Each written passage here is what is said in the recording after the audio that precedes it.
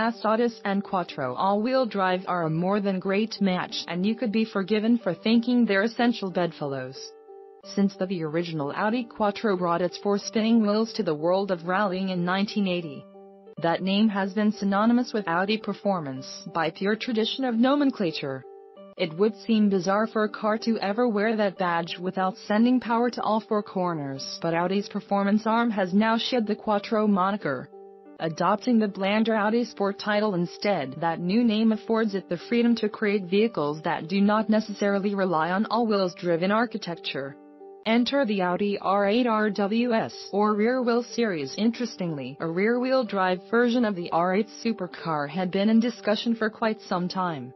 And now, more than a decade since the first side blade sensation was unleashed on the world, it has become a reality. If you can spot the differences between the RWS and Quattro versions of the R8, you're a more eagle-eyed observer than I am. There are no RWS badges. A matte black grille and all black wheel options are the only telltale signs of the rear drive model.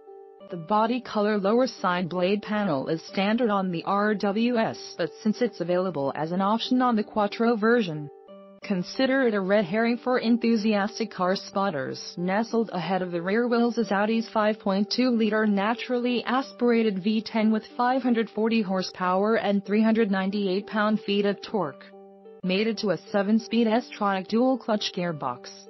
Audi says the RWS will accelerate to 62 miles per hour in 3.7 seconds, a smidge slower than the Quattro, and tops out at just under 200 mph. Nothing has changed about the engine, and that's a good thing. The ever-so-slight hesitancy of the car upon turn-in and just a touch lighter steering feel could certainly be attributed to the rear drive setup. Otherwise, the RWS feels exactly as expected, which is to say, really good, apart from the obvious lack of driven front wheels. The RWS is mechanically identical to the R8 Quattro, which already feels relatively rear-biased in most driving conditions.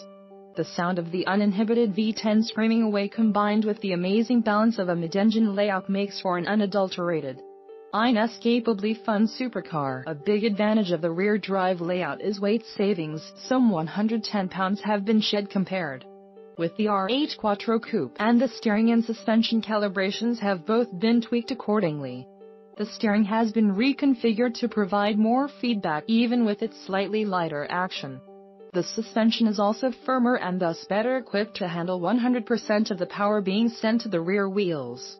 In reality, the changes are very minor. They really just work to make the RWS behave like its Quattro sibling, fortunately or unfortunately, depending on your viewpoint. My time with the car coincided with some truly terrible weather.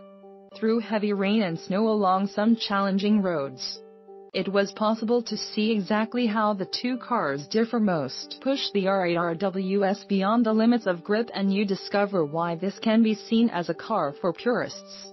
With traction control and electronic stability control disengaged, you are no longer dragged out of oversteer by powering forward. The front axle no longer kicks in to save you from a slide. Instead, the quickness of your reactions and the quality of your pedal and steering inputs are the only things standing between you and a spin. That tiny plaque on the dashboard is the only indication that this is the RWS version of the R8.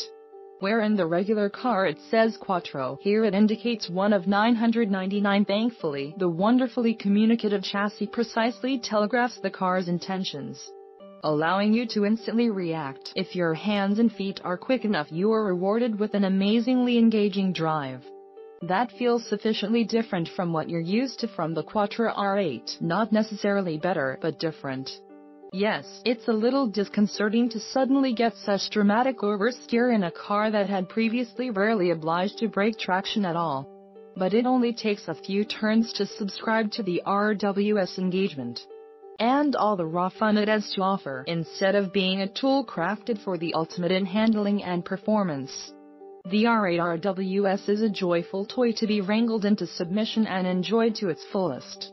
It requires more of a deft touch to keep under control in the most challenging of conditions. But that is entirely the point for a car that didn't feel like it had much more room to improve. The R8 RWS proves that different flavors of the same treat can appeal in different ways. Perhaps this indicates a future where a more fast Audis might offer to ditch the Quattro in favor of something a little more unhinged. Only 999 examples of the Audi R8 RWS will be produced.